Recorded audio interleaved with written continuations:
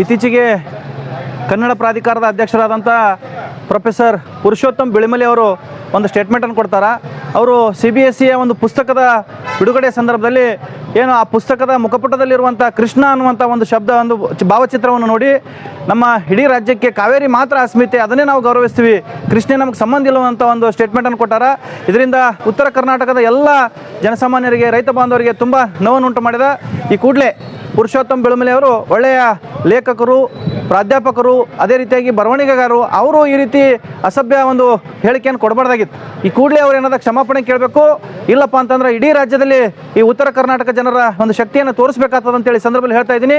ಅದರ ಜೊತೆಗೆ ಉತ್ತರ ಕರ್ನಾಟಕಕ್ಕೆ ನೀವು ಯಾವ ರೀತಿ ಮೊದಲಿಂದ ತಾರತಮ್ಯ ಮಾಡ್ಕೊತ ಬಂದಿರಿ ಅನ್ನೋದು ಕೂಡ ನಾವೆಲ್ಲವನ್ನು ಅರಿತು ಇರಲಿ, ಎಲ್ಲ ರಾಜ್ಯದ ಎರಡೂ ನದಿಗಳು ನಮ್ಮ ಕಣ್ಣದವ ಅಂಥೇಳಿ ನಾವು ಹೊಂದಾಣಿಕೆ ಮಾಡ್ಕೊಂಡು ಹೊಂಟಿದ್ದೆವು.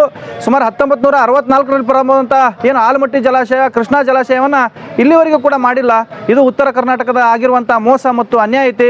ಇದಕ್ಕೆಲ್ಲ ನೇರ ಹೊಣೆಗಾರ ಅಂದ್ರೆ ದಕ್ಷಿಣ ಭಾಗದವ್ರು ಐತಿ.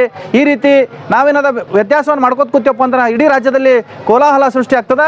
ಆ ನಿಟ್ಟಿನೊಳಗೆ ಮಾನ್ಯ ಕನ್ನಡ ಪ್ರಾಧಿಕಾರದ ಅಧ್ಯಕ್ಷರು ಈ ಕೂಡಲೇ ಉತ್ತರ ಕರ್ನಾಟಕದ ಎಲ್ಲ ಜನರಿಗೆ, ರೈತ ಬಾಂಧವರಿಗೆ ಕ್ಷಮಾಪಣೆ ಕೇಳಬೇಕು. ಅಲ್ಲಿವರೆಗೆ ಈ ಭಾಗದ ಎಲ್ಲ ಶಾಸಕರು, ಸಚಿವರು ಕೂಡ ಇದರ ಬಗ್ಗೆ ಧ್ವನಿ ಎತ್ತಬೇಕಂತೇಳಿ ಸಂದರ್ಭದಲ್ಲಿ ಆಗ್ರಹ ಮಾಡ್ತಾ ಇದ್ದೀವಿ. ಇಲ್ಲಪ್ಪ ಅಂತಂದ್ರೆ ನಾವು ಕೂಡ ದೊಡ್ಡ ಮಟ್ಟದ ಒಂದು ಹೋರಾಟವನ್ನು ಕರ್ನಾಟಕ ರಾಜ್ಯ ರೈತ ಸಂಘ ಹಸಿರು ಸೇನೆ ವತಿಯಿಂದ ಮಾಡ್ತೀವಿ ಅಂತೇಳಿ ಸಂದರ್ಭದಲ್ಲಿ ಆಗ್ರಹ ಮಾಡ್ತೇವೆ. ಸಂಗಮೇಶ್ ಸಾಗರ್, ಕರ್ನಾಟಕ ರಾಜ್ಯ ರೈತ ಸಂಘ ಹಸಿರು ಸೇನೆ, ವಿಜಯಪುರ ಜಿಲ್ಲಾಧ್ಯಕ್ಷರು. ಇತ್ತೀಚೆಗೆ ಕನ್ನಡ ಅಭಿವೃದ್ಧಿ ಪ್ರಾಧಿಕಾರದ ಅಧ್ಯಕ್ಷರು ಒಂದು ಹೇಳಿಕೆಯನ್ನು ಕೊಟ್ಟಿದ್ದಾರೆ.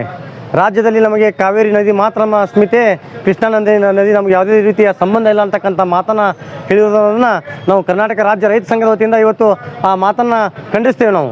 ಯಾಕೆಂದರೆ ಕಾವೇರಿ ಕೃಷ್ಣೆ ಎರಡೂ ನಮ್ಮ ರಾಜ್ಯದ ಕಣ್ಣು ಹಿಡಿದಂಗೆ.